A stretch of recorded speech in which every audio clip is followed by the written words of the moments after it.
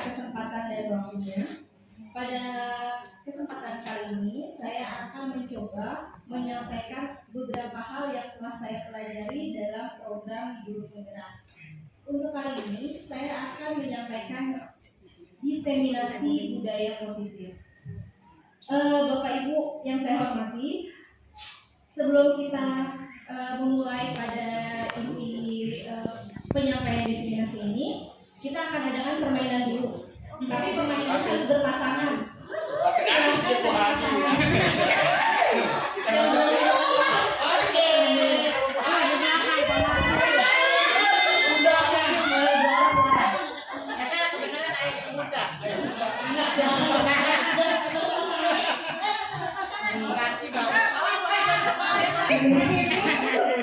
Sambil duduk.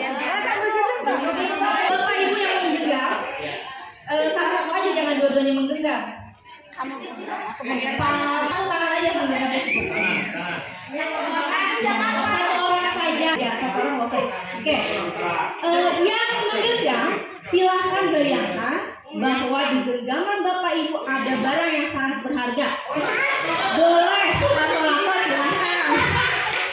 Boleh kunci BMW, sertifikat rumah, silahkan digenggam. Kemudian pasangan yang satu lagi berusaha untuk membuka genggaman pasangan lainnya. Jadi dengan cara apapun supaya si pasangan tangannya tadi bisa dipahami? Bisa. Saya beri waktu 10 detik. Siapa yang berhasil membuka kepalan tangan temannya atau yang tidak berhasil tidak apa-apa. Kita lihat apa yang terjadi. 10 detik ya. Saya mulai dari sekarang. 5, 4, 3, 2, 1.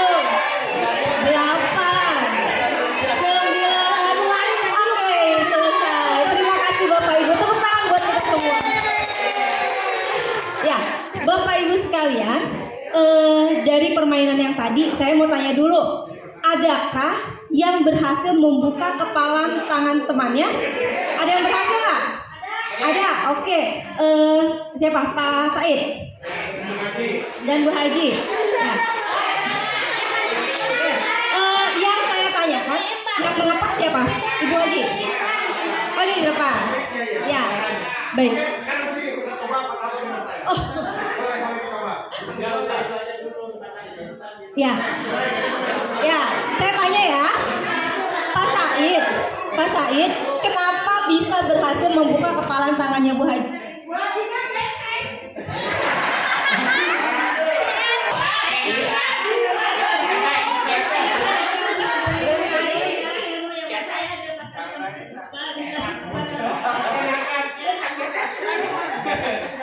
Menurut Bu Haji, karena saya mau memberikan ilmunya kepada Pak Said. Oke, baik. Itu satu orang yang memberikan. Baik, Bapak Ibu, ada yang masih mengapa? Ada tangannya? Ada siapa?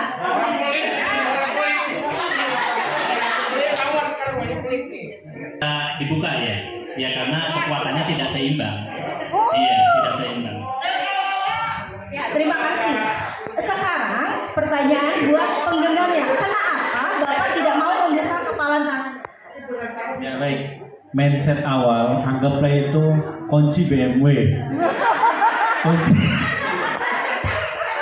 Gak mungkin kunci BMW saya kasih ke orang. Sayang itu, main cepet aja gitu. Kita aja sini ya. Jadi nggak ada. Iya, terima kasih.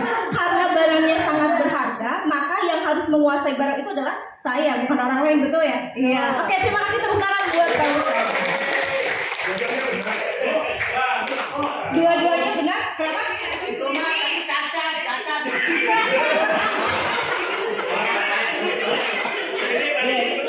Kenapa? Pak Deddy? Boleh. Pak Deddy tidak ada pasangannya ya tadi ya? Pak Deddy mah tadi bergerak-gerak aja. Pak Deddy berhasil membuka kepalan tangan.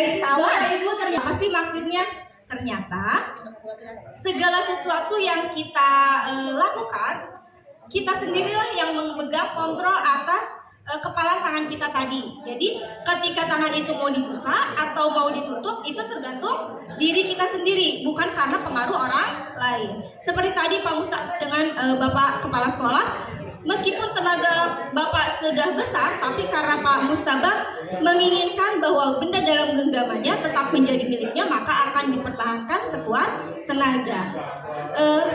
Kontrol tersebut berbeda-beda tergantung pada kebutuhan dasar manusia pada saat itu. Lah, bagaimana sih kebutuhan dasar yang dimiliki manusia? Mari kita lihat. Inilah kebutuhan dasar manusia. Secara global ada 5 macam kebutuhan, yaitu kesenangan, cinta dan kasih sayang, penguasaan, kebebasan, dan bertahan hidup. Kelima kebutuhan ini akan sangat mempengaruhi kontrol diri kita dalam bertindak. Misalnya, kalau misalnya yang dibutuhkan adalah kesenangan, apa yang akan kita lakukan?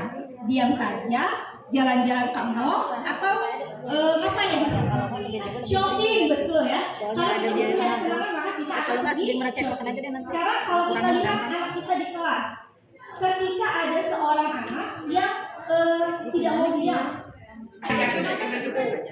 Baik, apa bedanya kebutuhan dan keinginan? Ada yang mau bantu saya menjelaskan apa sih bedanya kebutuhan dengan keinginan? Ya, oke. Oh, boleh, silakan Pak Jumadi. Harus psikologis loh. Baik, silakan. Tadi ada pertanyaan apa? Berbuat dengan keinginan. Ya. Karena saya sekarang berkeinginan untuk menjawab dari pertanyaan Said, tapi kebetulan ya karena ini saya tidak menganggap dibutuhkan, berarti keinginan saya tidak menjawab. Ya, kebutuhan itu dengan keinginan. Ini persepsi saya. Keinginan berasal dari kata ingin. Biasanya tingkatan levelnya itu ya, lebih tinggi butuh. Kalau keinginan kadang-kadang itu bisa dipenuhi atau tidak. Ya, saya ingin itu, tapi hanya ingin. Tapi saya butuh itu. Nah, kebutuhan itu lebih levelnya lebih tinggi, lebih kuat. Ada ataupun keinginan dan kebutuhan itu adalah sesuatu yang harus dipenuhi atau terpenuhi oleh orang tersebut. Cuma mungkin levelnya aja yang agak beda gitu. Jadi kebutuhan itu ini butuh kan gitu. Kenapa anak sekolah kan gitu? Karena butuh pendidikan kan gitu. Tapi kalau kamu mau sekolah nggak? Nah itu mah keinginan saya. Keinginan itu bisa terpenuhi atau tidak. Tapi kebutuhan biasanya levelnya lebih tinggi. Sementara mungkin itu saja. Lebih dan kurangnya mohon maaf Pak Said. Nah, bisa disimak di Google loh. Assalamualaikum warahmatullahi wabarakatuh. Ya, terima kasih Pak Jumadi atas penjelasannya. Benar sekali bahwa terdapat perbedaan antara keinginan dengan kebutuhan. Kalau kebutuhan itu lebih dasar sikapnya. Jadi suatu hal yang memang harus segera dipenuhi itu adalah kebutuhan. Makanya kebutuhan itu hanya ada 5 macam ini. Sedangkan keinginan itu kalau sedih ya bisa tidak harus dipenuhi saat itu. Jadi hanya ingin cita-cita aja seperti seolah-olah seperti itu. Kalau kebutuhan saya adalah makan. Ingin makan batagor, padahal kan yang nanti makan. Jadi makan itu bisa apa saja. Mungkin seperti itu Pak Said ya. Nanti kita sama-sama cari informasi lagi. Ya, saya ulangi lagi bahwa kebutuhan dasar manusia tersebut akan mempengaruhi kontrol diri kita untuk berperilaku. Nah, ilusi ya, nah, di sini dalam kontrol teori menurut Dr. William Glasser ada beberapa miskonsepsi yang masih sampai sekarang pun terkadang kita masih berpikiran seperti ini. Yang pertama, ilusi bahwa guru mengontrol murid. Kita selalu berpikir murid itu bisa dikontrol, yakin bahwa dia bisa mengerjakan soal di depan. Yang kedua, biasanya dia takut dihukum, akhirnya dia mau maju ke depan. Nah, jadi yang mau maju ke depan itu mengontrol dirinya, yang mengontrolnya, yang mengendalikannya adalah murid itu sendiri. Yang kedua, ilusi bahwa semua penguatan positif, efektif dan bermanfaat. Penguatan positif ini lebih pada bujukan, rayuan seperti itu. Dan yang ketiga, ilusi bahwa kritik dan membuat orang merasa bersalah dapat menguatkan karakter. Kadang kita selalu begini, ih kamu mah ya, nanti itu lagi yang kena, Nah, itu kan seolah-olah membuat si siswa itu justru malah merasa menjadi penyebab kenapa gurunya yang disalahkan terus gitu. Kayak misalnya ada siswa yang dikatakan melanggar suatu aturan, kemudian wali kelasnya saya misalnya menyatakan ke anak tersebut, aduh kamu ini bikin pelanggaran aja, nanti ibu yang dipanggil kepala sekolah, kamu mah enak aja gitu. Nah seperti itu akan membuat anak berpikiran bahwa dirinya lah yang menyebabkan kesalahan itu terjadi begitu. Dan yang berikutnya adalah ilusi bahwa orang dewasa memiliki hak untuk memaksa. Nah di sini kadang kita suka nyuruh anak, kamu ambilkan sampah, buang ke tong sampah. Sebenarnya bukan berarti orang dewasa memiliki hak untuk memaksa, karena anak pun memiliki hak untuk kebalikannya ya, menolak atau melakukan sesuatu.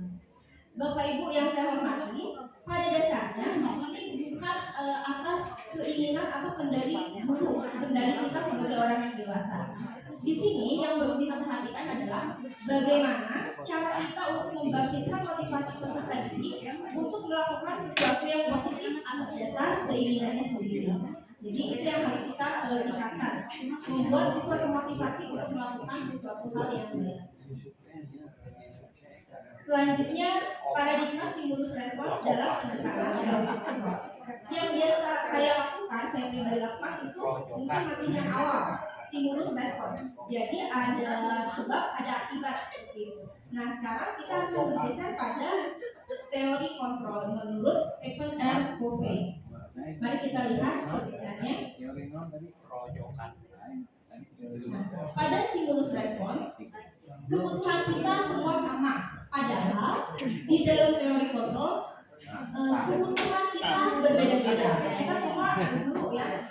Apakah semua kebutuhan guru sama? Tentu pasti akan berbeda. Itu berarti kita sudah memiliki paradigma perubahan ke teori kontrol.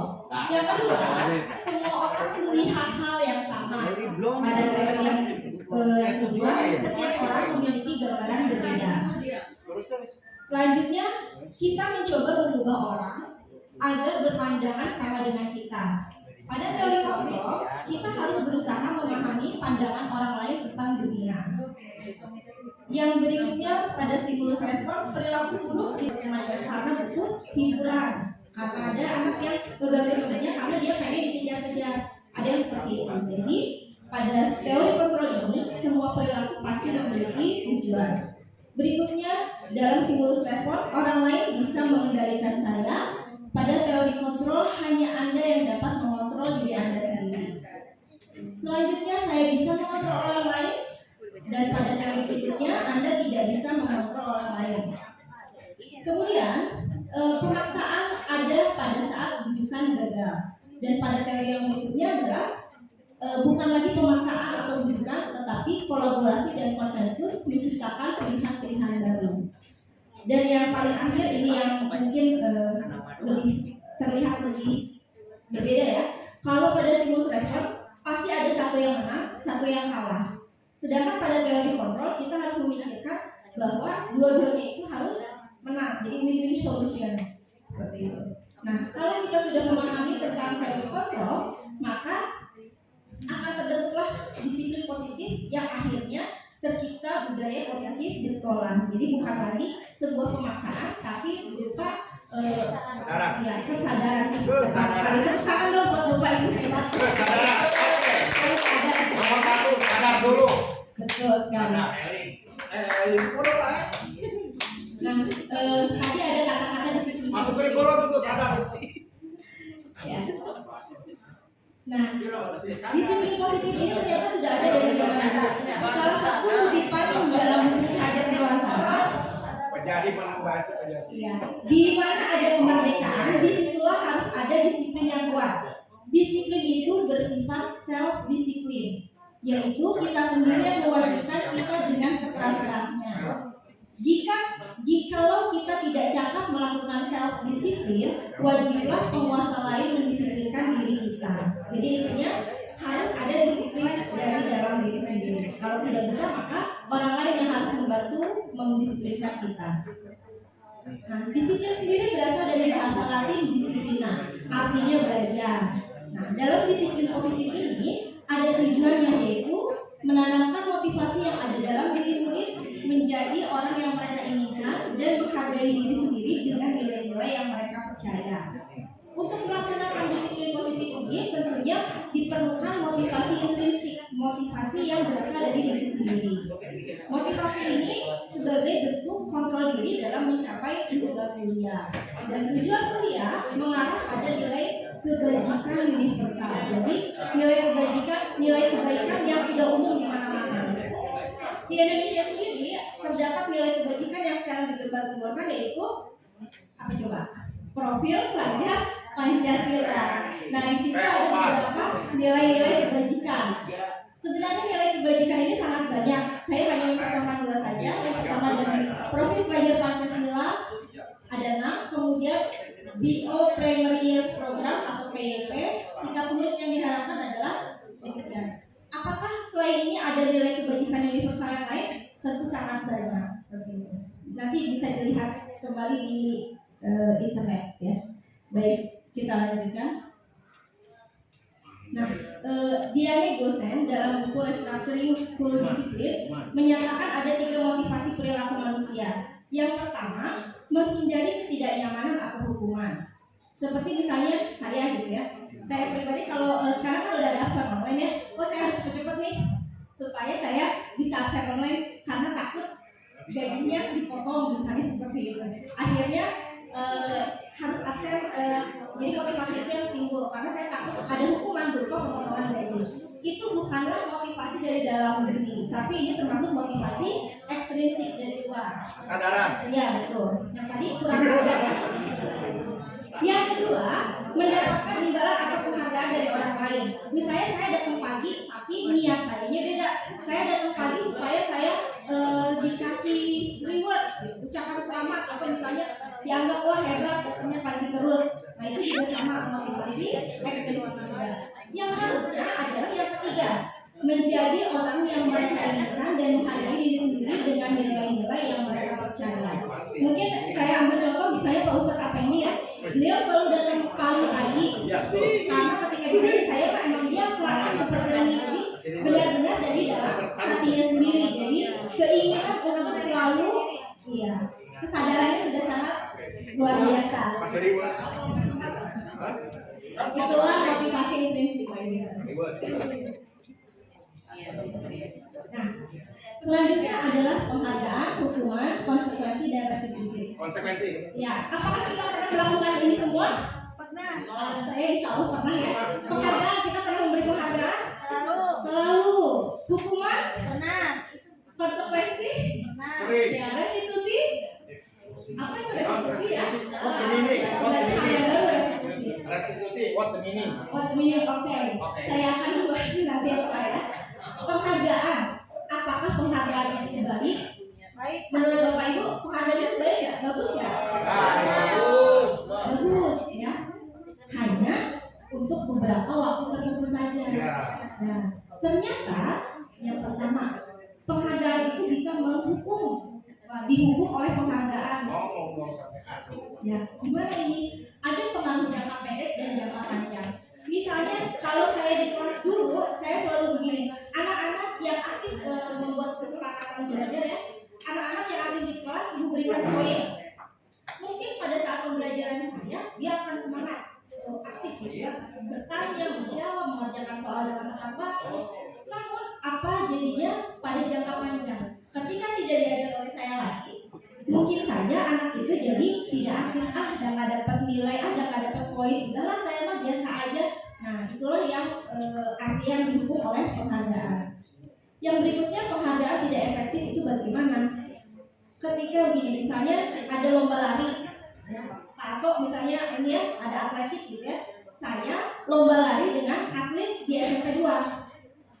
Kalau atlet pasti akan yakin dirinya bisa. Sedangkan saya nggak bisa lari. Saya pasti bilangnya gini, ngapain lah saya lari cepet-cepet nanti juga kalah. Nah, itulah ketidakefektifan dalam pemberian penghargaan. Jadi akhirnya membuat orang itu rendah diri. Saya mah nggak bisa, ya udah nggak usah aja.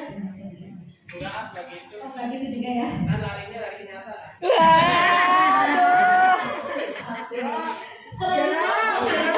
Merusak hubungan. Nah, bagaimana penghargaan bisa merusak hubungan? Sama seperti ketika ada rankingan, ranking 1, ranking 2. Nah, akhirnya apa? Ketika ada yang tadi disebutkan rankingan itu sekarang tidak boleh, gitu ya. Karena orang yang ranking 1 pasti dia akan lebih bangga, euforia, berbeda dengan orang yang tidak mendapatkan ranking. Akhirnya orang yang tidak dapat ranking ini atau tidak mendapatkan hadiah, dia akan itu mah begitu, dia mah dapat ranking, saya mah enggak, udahlah nggak mau teman. Nah, seperti itulah salah satu cirinya ya. Jadi akhirnya merusak hubungan. Yang berikutnya, penghargaan mengurangi ketepatan, kemudian yang menurunkan kualitas dan mematikan kreativitas. Ini ternyata sudah dibuktikan dengan berbagai riset. Risetnya menunjukkan bahwa seseorang yang diberi penghargaan itu ketepatannya pasti berkurang. Seperti gini, yang bisa menjawab benar 10 soal dapat hadiah 10.000. Orang yang dari riset tersebut, orang yang mendapatkan penghargaan seperti itu, ada iming-iming hadiah, itu justru yang banyak menjawab salah dibandingkan sekelompok orang yang tidak mendapatkan reward. Kemudian kualitas juga sama. Orang yang misalnya kamu dikasih 10.000 kalau kamu bisa bikin judul skripsi 10 biji misalnya ya, itu akan kualitasnya akan berkurang kalau misalnya tidak ada lagi penghargaan. Jadi saya udah pernah dapat nih, udah pernah dapat 10.000, udah deh saya mah gini aja terus, seperti itu. Sedangkan untuk mematikan kreativitas pun sama, tidak jauh berbeda. Dia akan berusaha kreatif jika ada penghargaan. Kalau nggak ada penghargaan pasti nggak akan kreatif. Nah itu kan tadi penghargaan yang menghukum. Nah kemudian tindakan terhadap suatu pelanggaran pada umumnya berbentuk hukuman atau konsekuensi. Tapi dalam disiplin positif ini dikenakan istilah baru yaitu restitusi. Mungkin di pengadilan seperti itu ya, akhir-akhir ini saya sering mendengar ada istilah restitusi hukuman. Nah ini seperti apa? Ternyata restitusi itu adalah proses menciptakan kondisi bagi murid untuk memperbaiki kesalahan mereka sehingga bisa kembali pada kelompok mereka dengan karakter yang lebih kuat. Ini menurut dosen dari tahun 2004. Lalu apa sih bedanya hukuman, konsekuensi, dan restitusi? Bisa kita lihat di slide berikutnya. Nah ini dia. Ada identitas gagal, ada identitas sukses. Kalau yang namanya hukuman itu sudah pasti identitas gagal. Sedangkan yang identitas sukses adalah konsekuensi dan restitusi. Untuk hukuman itu pasti sesuatu yang menyakitkan harus terjadi. Kalau untuk konsekuensi sesuatu terjadi, sedangkan restitusi itu merupakan pilihan. Kemudian pada hukuman tidak nyaman untuk murid untuk jangka waktu yang panjang, sedangkan konsekuensi tidak nyaman pada jangka waktu yang pendek, sedangkan restitusi justru menguatkan murid dalam waktu yang jangka panjang. Ketika hukuman, korban mendapatkan keadilan. Jadi kayak misalnya ada anak yang dicubit, orang yang disalahkan adalah orang yang mencubit. Nanti seolah-olah kita membela orang yang dicubit, padahal kan belum tentu yang dicubit itu ya benar ya, si korbannya itu belum tentu dia yang benar. Siapa tahu yang salah adalah satu balik ya, belum tentu yang mencubit itu yang salah ya. Siapa tahu juga dimulai dari si korbannya dulu. Karena kalau kita ledek-ledekan, habis itu dikejar dipukul yang meledek, padahal yang duluan ya meledek itu. Nah, pada dasarnya apa perbedaan hukuman sama konsekuensi itu hampir mirip. Mungkin dari bapak ibu ada yang sudah tahu duluan, saya yakin sudah tahu sih apa bedanya hukuman sama konsekuensi. Apakah bapak ibu suka menghukum? Kalau saya sih sering ya, apalagi sama anak sendiri. Misalnya gini, anak saya nggak mau makan, kamu kalau nggak mau makan besok nggak dikasih uang jajan, itu hukuman. Kalau konsekuensi begini, kamu hari ini tidak mau makan, ingat perjanjiannya apa? Ketika kamu tidak mau makan, maka untuk besok misalnya ya, uang jajannya pasti dikurangi. Lalu perbedaannya di mana? Kalau hukuman itu biasanya tanpa ada aturan yang jelas. Jadi dihukumnya kan ya tidak ada kesepakatan. Jadi tidak ada rencana ya. Satu arah aja, tidak ada kesepakatan antara dua pihak. Sedangkan kalau konsekuensi itu sudah pasti ada aturannya dan sudah disepakati, sudah tahu meskipun tidak disepakati ya, tapi sudah tahu. Jadi begitu. Kadang hukuman itu tidak masuk akal, irasional. Misalnya ketika sedang berolahraga, kemudian ada pot kena bola, wah kamu yang mecahin pot, nah itu hukuman. Dengan apa sih memberikan suatu bentakan juga berupa hukuman. Kamu mecahin pot, jadi kalau idealnya kan mungkin harus diganti, apa yang harus dilakukan pasti mengganti. Tapi kalau kamu mecahin pot, sekarang rumah kamu bersihkan kamar mandi, itu tidak masuk akal gitu. Ya mungkin seperti itu. Nanti kita bisa membaca kembali ya. Kita lanjut saja. Nah ini perbedaan antara hukuman, konsekuensi, dan eksekusi.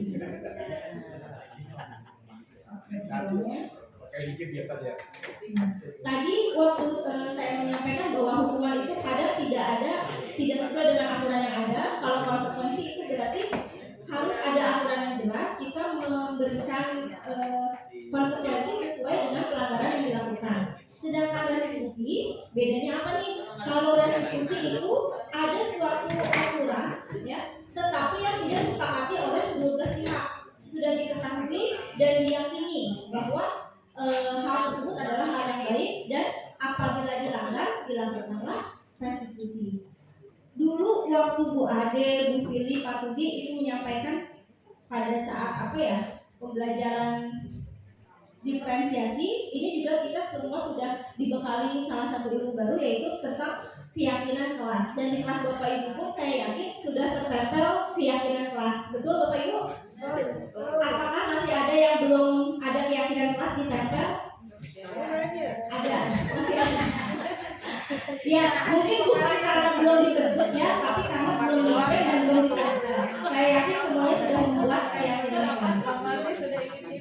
Ya, kenapa sih harus keyakinan? Kenapa tidak peraturan kelas saja? Apa bedanya? Kalau gimana Pak Said? Mantap. Kalau keyakinan kelas ini sepertinya yang sudah disepakati oleh kedua belah pihak, sudah disepakati. Kemudian kalau peraturan kelas ini hanya aturan saja yang tidak perlu diyakini. Ya udahlah cukup ada aturan bisa dilakukan, harus dilakukan, tapi kalau dilanggar ada konsekuensinya. Tetapi untuk keyakinan kelas itu harus berupa nilai-nilai yang positif. Nah, kita akan melihat bagaimana cara ketentuan dalam keyakinan kelas. Keyakinan kelas ini bersifat lebih abstrak. Kalau peraturan kan rinci ya. Misalnya datang pukul 7.00. Paling telat misalnya 15 menit. Jadi 7.15 maksimal terlambat hadir. Itu berupa peraturan. Kalau keyakinan bagaimana? Tidak perlu ada kata-kata ngomong, jadi cukup hadir tepat waktu seperti itu sudah keyakinan kelas. Kemudian berupa pernyataan universal. Tadi itu jadi tidak boleh berupa kayak gini. Ada beberapa aturan, harus tiket, harus membuang sampah pada tempatnya, harus membawa tempat makan dan minum. Itu peraturan. Lalu bagaimana keyakinan kelasnya? Cukup menjaga kebersihan lingkungan. Kemudian untuk keyakinan kelas tidak perlu banyak. Kemudian dapat diterapkan di lingkungan kelas kita, dibuat dan disepakati oleh warga kelas, dan harus bersedia meninjau kembali keyakinan kelas dari waktu ke waktu. Pada saat ajaran baru, kita belum diwajibkan membawa handphone. Tetapi di tengah ajaran kita sudah disediakan loker, kemudian ada juga handphone. Nah itu seharusnya keyakinan kelasnya pun diperbaharui. Ya, enggak. Silakan. Keyakinan. Ada muncul keyakinan. Keyakinan itu kita perusahaan yang mau sekian dari mengucapkan seperti itu ya. Nah ini kaitannya dengan Bu Haji waktu itu mengatakan tidak boleh mengatakan yang sifatnya larangan, tidak, jangan atau apa. Nah ini kaitannya dengan ini gimana gitu ya, dengan keyakinan dan peraturan kelas berkaitan dengan itu sebenarnya mungkin teknis bahasa aja yang akan disampaikan. Kita membuat keyakinan dan mungkin peraturan. Nah, ini saya masih abu-abu nih kalau bahasa apapun itu ambigu ya, antara keyakinan kemudian peraturan dan sama tadi larangan tidak boleh membuat sesuatu yang sifatnya tidak, jangan atau apa. Nah itu gimana itu antara hubungan itu kata-kata itu gitu misalnya. Tadi kan ada nggak boleh tuh nulisin jam 077 sekian kan gitu, karena udah yakin kan gitu bakal masuk. Kemudian ada peraturan ada dituliskan sekian. Nah sekarang kaitan antara keyakinan, peraturan dan kata tidak boleh membuat kata apa larangan, tidak boleh, jangan. Nah itu gimana tuh hubungan koreksi dari ketiga apa sih tadi ya itu bahasa itu. Terima kasih. Ya, terima kasih Pak Jumadi. Mungkin ada teman yang bisa bantu Bu Haji Emma? Oh Bu Yani boleh, silakan Bu Yani. Tadi untuk peraturan sekolah itu kaitannya dengan kata tertib ya. Yang kita ada waktu-waktu dulu itu memang adanya kata tertib atau peraturan sekolah. Sebetulnya sudah untuk sekarang, apalagi sudah ke SMP 2 itu sudah ke sekolah penggerak, itu sudah harus tidak ada peraturan sekolah atau tata tertib sekolah. Ya, adanya itu harusnya berupa kesepakatan seperti itu. Jadi dari kata-katanya pun tadi lebih dipersingkat lagi, seperti tadi kata Bu Rini itu misalkan ada yang sering buang sampah sembarangan atau apa, itu hanya tinggal untuk kesepakatan itu hanya tinggal misalkan kelas kita harus bersih. ya gitu ya, menjaga kebersihan atau lingkungan sekolah ataupun kelas seperti itu. Jadi kata-kata negatif yang berbau tidak itu tidak dianjurkan sama sekali untuk kesepakatan kelas. Misalkan dilarang merokok itu tidak boleh. Iya, pas, bagus. Dilarang buang sampah sembarangan. Siap, Pak. Iya, iya betul. Jadi jangan atau tidak boleh ada ya betul. Menjaga kebersihan lingkungan sekolah. Dilarang maling, bagus. Mas alat sekolah di rumah, ya itu yang dia. Kemudian untuk keyakinan kelas ini sampai untuk keyakinan kelas dari keyakinan kelas itu akan ada kesepakatan yang tidak boleh merokok di sini, jadi berarti boleh.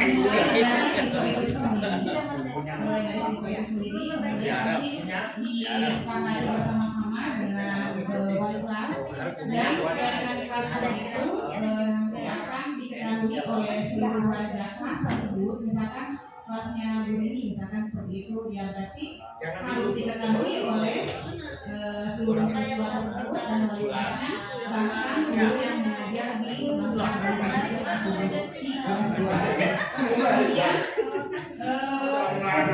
kelas itu pun harus diketahui oleh bapak kepala sekolah sebagai pimpinan yang lebih. Terima kasih.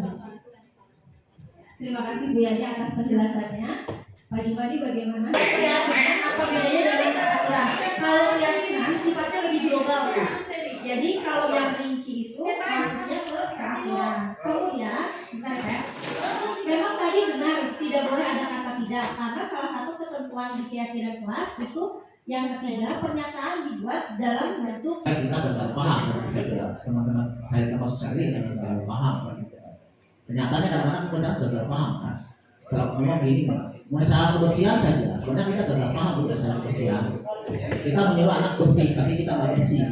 Itu bisa introspeksi diri masing-masing lah, hal seperti itu.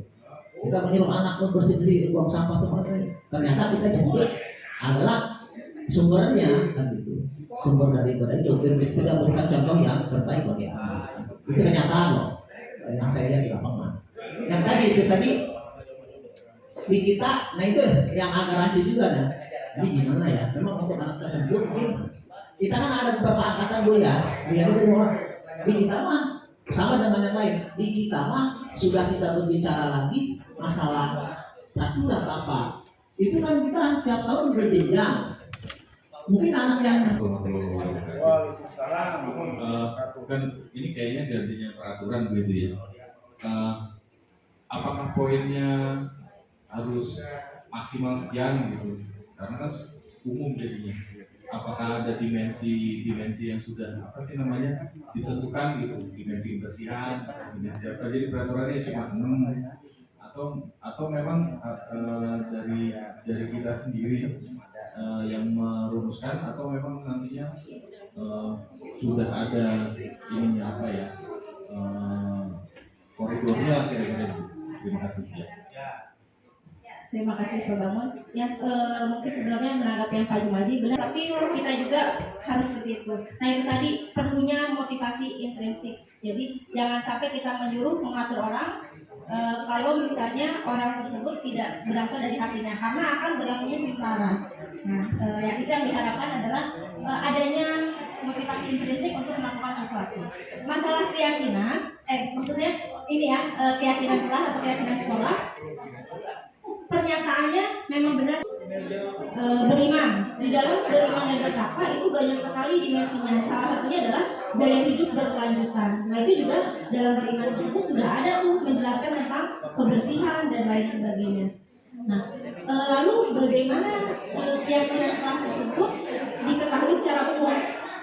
Kalau kita sudah menentukan keyakinan kelas yang disepakati bersama, nanti kita akan menelaah keyakinan kelasnya. Kalau misalnya keyakinan kelasnya menjaga kebersihan, berarti di kelas itu nanti kita bahas lagi, ditelah kembali. Kebersihan itu yang seperti apa? Oh yang begini. Kalau kebersihan itu yang bukan seperti apa? Nah itu lebih ke penekanan keyakinan kelas. Jadi mereka akan tahu mana yang baik, mana yang boleh dilakukan dan mana yang tidak boleh dilakukan, seperti itu. Mungkin kurang menjawab, tapi nanti beriring waktu mudah-mudahan kita sama-sama belajar supaya lebih memahami tentang keyakinan kelas. Keyakinan kelas tersebut dibentuk. Yang pertama curah pendapat. Anak-anak diajak menyampaikan pandangannya kayak saya. Kalian pengen kelas kalian kayak apa? Itu sudah tersusun oleh siswa. Kita globalkan. Kalau harus buang sampah, harus bawa tempat makan minum dari rumah, harus tiket. Berarti itu secara global kita ubah menjadi kata-kata yang mengandung nilai-nilai kebajikan tadi. Salah satunya menjaga kebersihan kelas. Jika kata-katanya masih negatif, tidak boleh dilakukan, maka kita harus ubah dengan kalimat yang positif. Setelah itu baru menentukan nilai kebijakan atau keyakinan yang dituju. Lalu ditinjau ulang. Setelah ditinjau ulang, kalau sudah disepakati disetujui, wajib ditandatangan oleh seluruh warga kelas.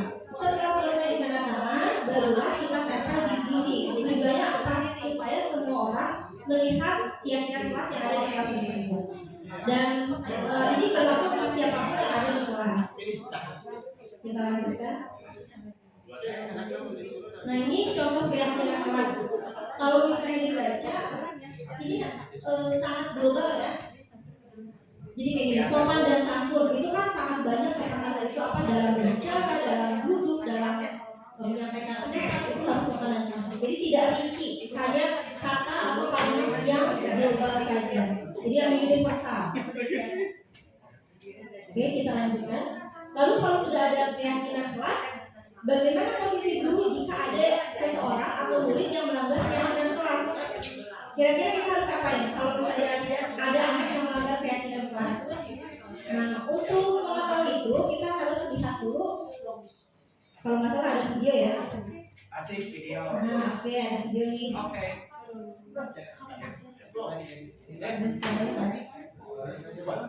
Kemana? Pimpin posisi.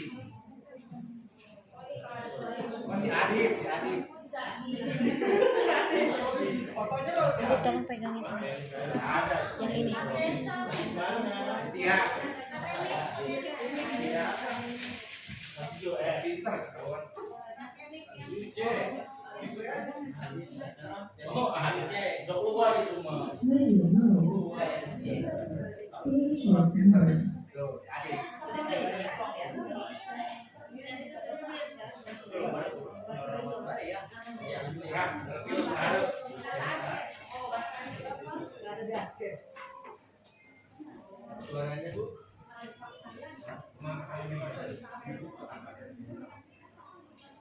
Bluetooth mode.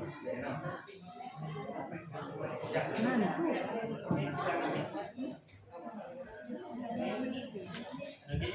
Udah tadi.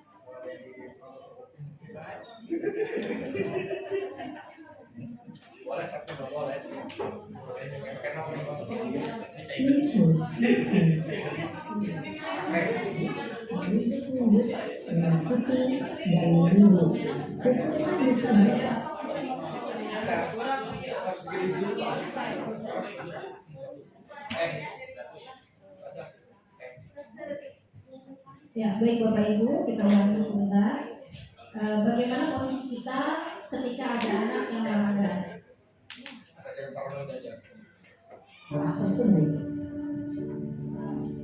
Langsung aja ya. Ini posisi pertama sebagai penghukum. Naran, sini kamu.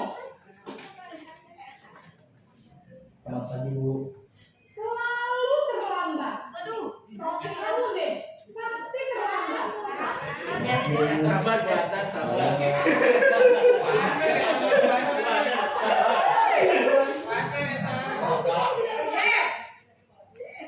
Malah sekali aku jadi anak.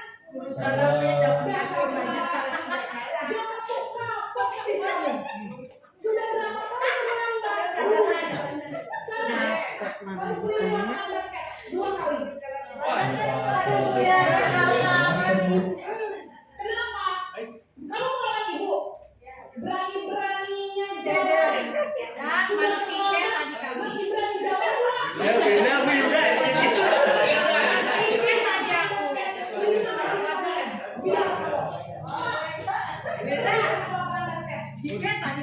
Adakah kita yang seperti itu?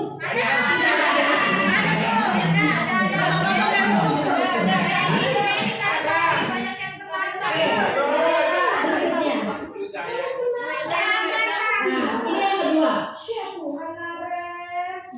Kamu senang ya bikin ibu susah ya? Senang banget.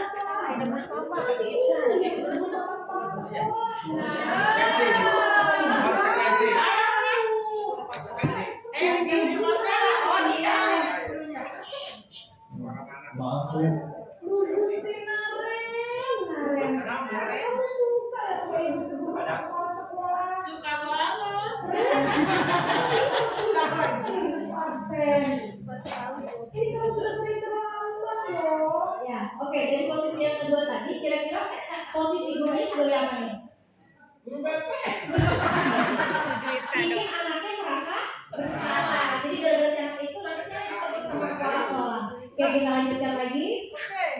Oke, mana ya? Buatan. Nah, ini dia. Apa Kak Ju?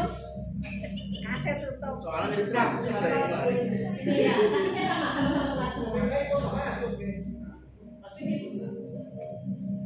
Naren.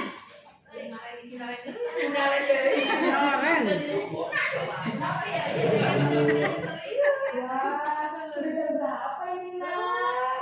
Terlambat lagi ya sayang. Semua anak pengen dibilang saya.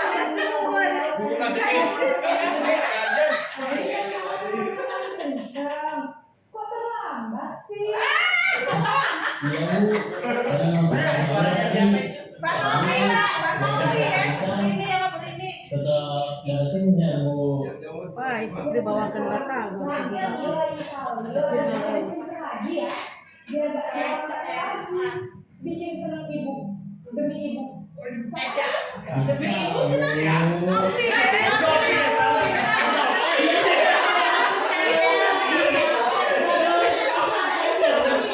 Kamu harus bisa gini dong. Dan dari kata-katanya tadi kelihatan ya, kayak siapa tuh? Kayak teman. Jadi pada posisi yang ketiga, kayak bestinya betul. Menganggap siswa itu adalah bestinya bu guru ya.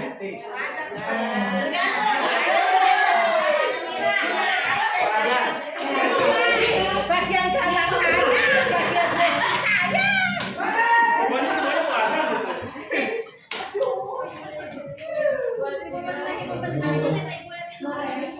Apa peraturan sekolah tentang jam berapa kita harus masuk sekolah?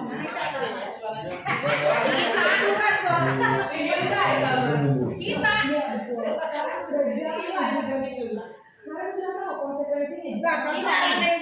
Paham Bu. Saya harus tinggal kelas pas jam istirahat selama 20 menit. Ya benar, konsekuensinya demikian. Jadi nanti jam 9.30 pas istirahat, kamu harus tinggal di kelas, kerjakan tugas tambahan untuk ketertinggalan kamu, ya. Baik Bu. Yang keempat tadi itu sebagai apa? Konsekuensi. Seseorang yang memberikan konsekuensi biasanya adalah pengawas atau pemantau. Jadi yang sangat konsen terhadap peraturan. Oh kamu melanggar yang ini, berarti dia mengawasi nih. Kalau pelanggarannya ini konsekuensinya harus itu, gitu. Kalau tadi konsekuensinya jangan keluar kelas selama 20 menit. Dan yang terakhir, mari kita lihat bersama-sama. Wadah. Kecepatan. Keyakinan sekolah. Kita terlambat.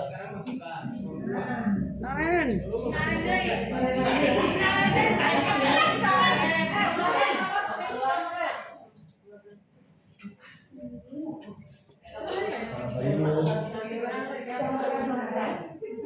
Maaf Bu, saya terlambat.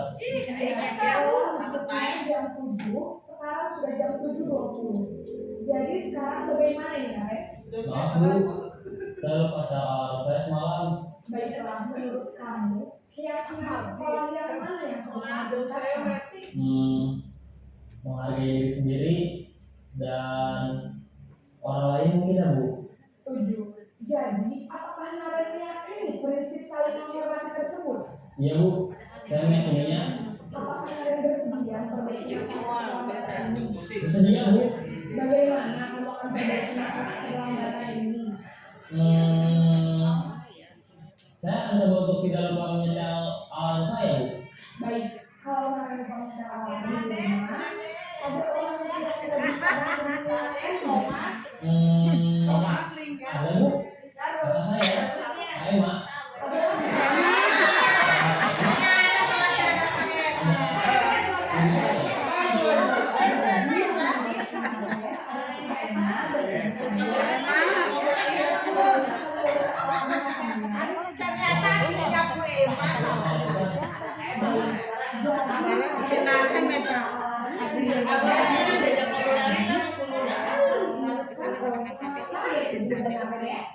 Konsekuensinya gaji telat.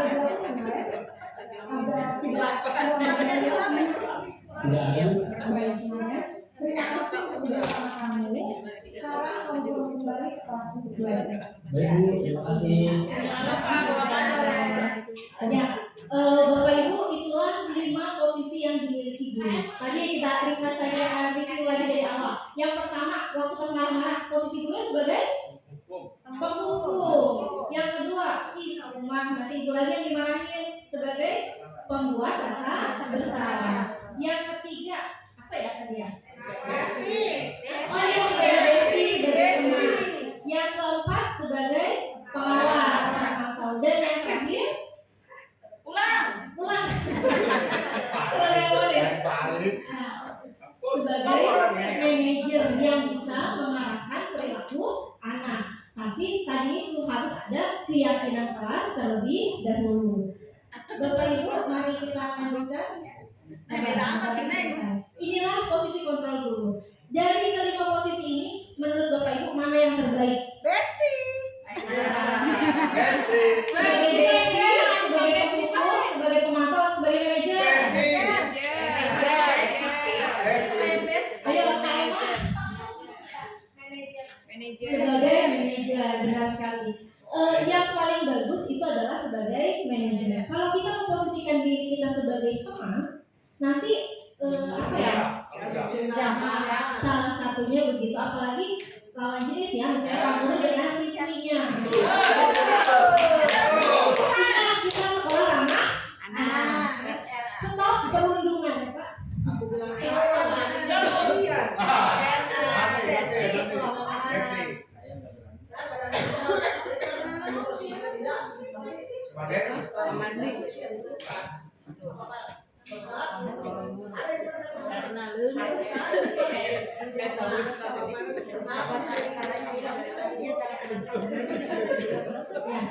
Ada satu kita harus menjadi teman.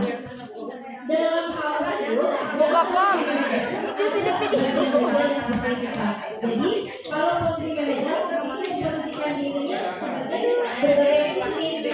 Jadi gabungan pemantauan sebagai teman dia, tapi sangat tidak dan pembuat masalah itu tidak. Tapi kalau manajer ini bisa di dalam manajer itu bisa sampai menjadi teman dan sebagai pemantau. Lebih konkret. Oke, saya lanjutkan. Nah, tadi yang dilakukan oleh guru yang terakhir itu adalah sebuah restitusi. Jadi cara restitusi itu pendekatan untuk menciptakan disiplin positif.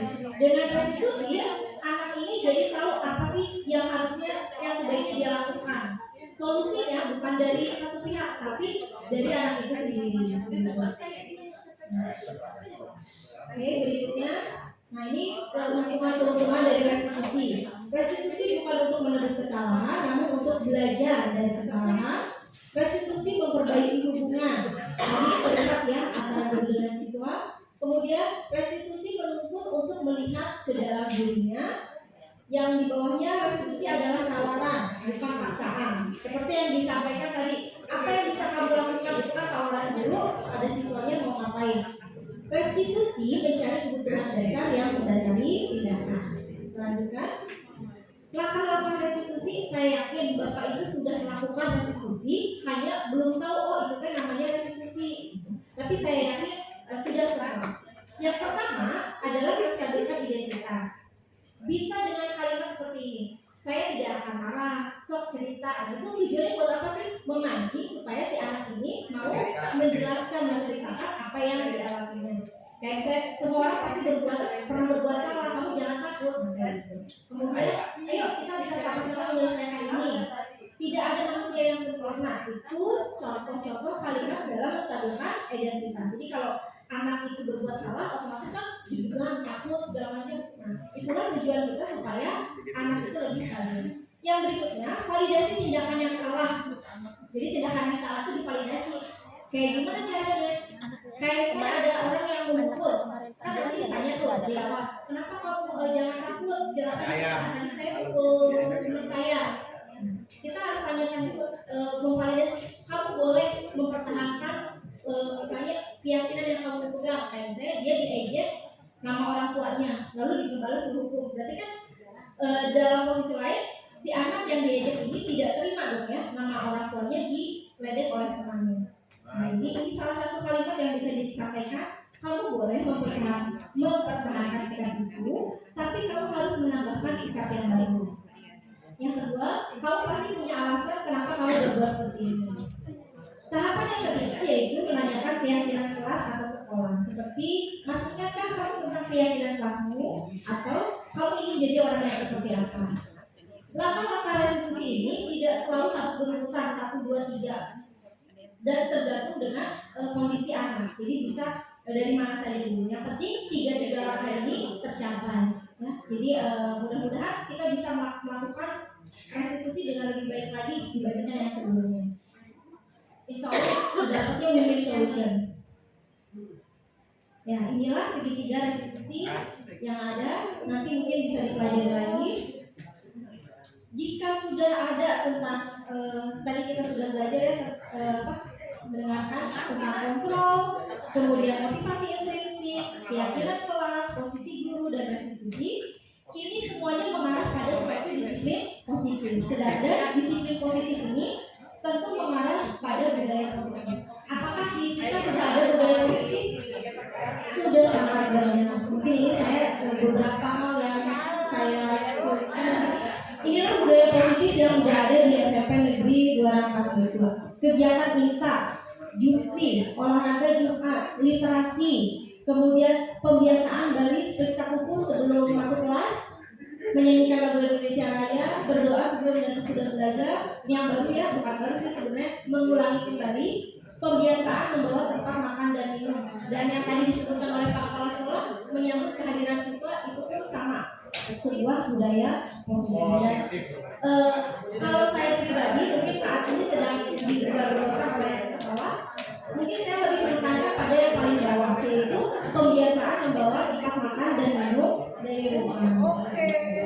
Bapak Ibu yang saya hormati, inilah kegiatan budaya positif yang telah saya lakukan. Seperti yang tadi sudah disampaikan bahwa kegiatan budaya positif ini antara lain baris memeriksa kuku, kemudian olahraga bersama, selanjutnya berdoa sebelum dan setelah belajar, berbagai kegiatan INTA serta pembiasaan membawa tempat makan dan minum. Selain ini, budaya positif yang telah saya lakukan adalah pembentukan keyakinan kelas. Seperti yang tadi yang sudah disampaikan dalam tahapan pembentukan keyakinan kelas. Pada tahap yang saya tampilkan ini adalah tahapan ketika siswa setelah membuat keyakinan kelas kemudian dituliskan, lalu diberi tanda tangan yang menandai bahwa hal ini adalah kesepakatan kita bersama. Setelah ditandatangan, barulah ditempelkan di dinding yang terlihat oleh semua warga kelas. Selanjutnya adalah praktek restitusi. Nah, ini juga yang telah saya lakukan ketika ada masalah di kelas, maka saya melakukan praktek restitusi dengan segitiga restitusi yang telah ada. Itu mungkin beberapa kegiatan atau aksi nyata dalam budaya positif yang telah saya lakukan di SMP. Bapak Ibu, demikianlah determinasi yang kita mohon maaf apabila banyak kesalahan, saya masih belum. Mohon juga untuk masukan dan Keren banget. terima kasih.